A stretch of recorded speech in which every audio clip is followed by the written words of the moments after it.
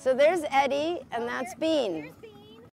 They knew there were 11 babies here that were born from their chimps because they didn't do proper birth control. And they still left. Your blessings are left on the 5th of March 2015. Everything come to a close, and there was some fruit that was left behind. So I came out, I fed them on the 5th, and I fed them on the 6th, and everything was gone. No more food. I know, if it not been for the help of the Humane Society, I tell you, by now all the things would have been dead. I mean, it would have been horrible. I mean, you know, they would have died. They would have starved to death. You know, imagine yourself, you're stuck on a deserted island and you can't get food.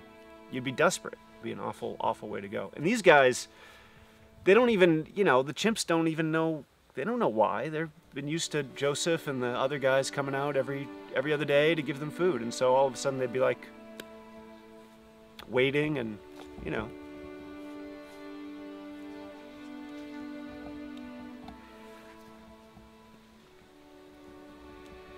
Anyway.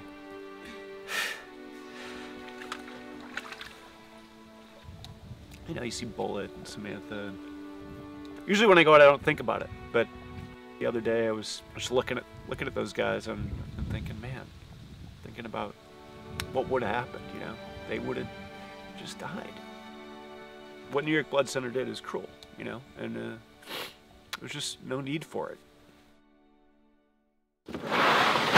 We pack all our stuff on the truck, and then we leave for the island. On the 6th island, we have 63 chimps. I have to feed every day. So these first 2 islands have a lot of the older chimps. Hi, Bullet.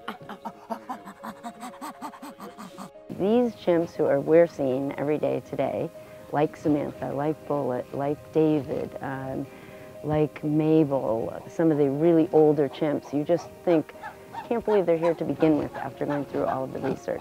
And they are still here surviving. I mean, they're the ultimate survivors. They're miracles, really, to me.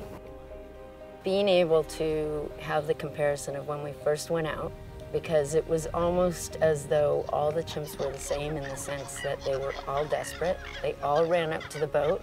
They all were screaming. They all had fear faces. Now I see them, and I see their different personalities. That's how Malak always eats. She always lies on her side and eats like that. She likes to relax. We see chimps displaying.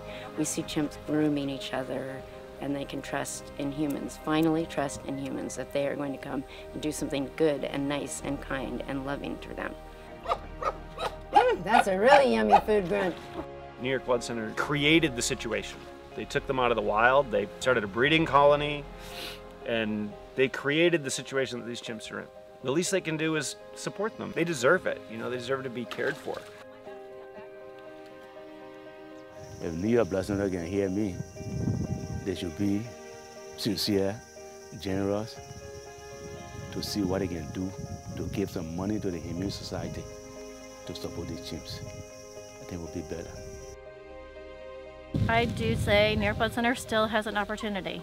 You know, any day they want to talk to us about doing right by the chimps, I will sit down and talk with them, absolutely.